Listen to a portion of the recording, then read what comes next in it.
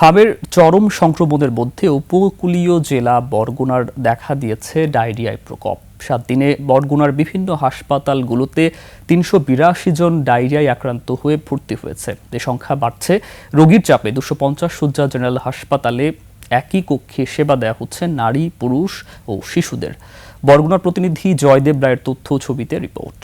Colour expert dark sap এবং mild on hands technology সমৃদ্ধ Orix advance detergent powder আপনার laundry expert. Barguna জেলার বিভিন্ন উপজেলায় ডায়রিয়া আক্রান্ত রোগীর সংখ্যা উদ্বেগজনক হারে বেড়েছে। এক সপ্তাহে ৩৮২ জন ডায়রিয়ায় আক্রান্ত হয়ে জেলার বিভিন্ন হাসপাতালে ভর্তি হয়েছে। আর গেল এক মাসে আক্রান্ত হয়েছে ১৩০০ জন। জেলা সদর হাসপাতাল সহ বিভিন্ন উপজেলা স্বাস্থ্য কমপ্লেক্সে প্রতিদিনই ডায়রিয়া আক্রান্তদের ভিড় বাড়ছে। শিশু ও বয়স্কদের মধ্যে আক্রান্তের হার বেশি।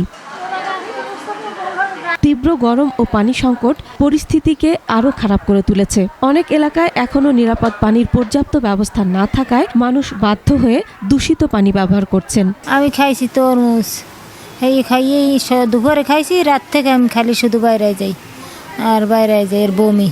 ঔষধ খাইছি বাড়ি বইয়ে, বাসায় বইয়ে কাজ হয় না।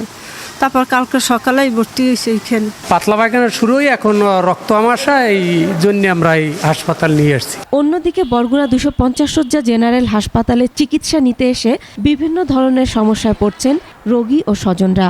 নারী, পুরুষ ও শিশুদের সেবা নিতে হচ্ছে একই রুমে, জানিয়ে রয়েছে রোগী ও স্বজনদের ক্ষোভ। নারী পুরুষ সব একত্র করিয়ে রাখে, কিন্তু এনে কোনো শৃঙ্খলা নাই। ডাক্তার তো খুঁজেও পাওয়া যায় না। ঢোকার পরে 2টা স্যালাইন দিয়েছে মাত্র, আর যত ওষুধ বাহির থেকে কিনে আনা লাগছে। বরগুনা হসপিটালে কোনো ওষুধ নাই, সব বাহির থেকে কেনা হচ্ছে।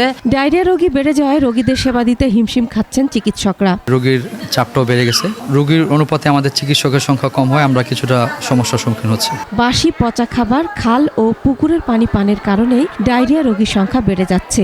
সচেতন করা হচ্ছে, স্বাস্থ্য শিক্ষা চলছে এবং প্রত্যেকটা ওয়ার্ড, কমিউনিটি ক্লিনিক পর্যায়ে পর্যাপ্ত ঔষধ এবং স্বাস্থ্য শিক্ষাটা দেওয়া হচ্ছে।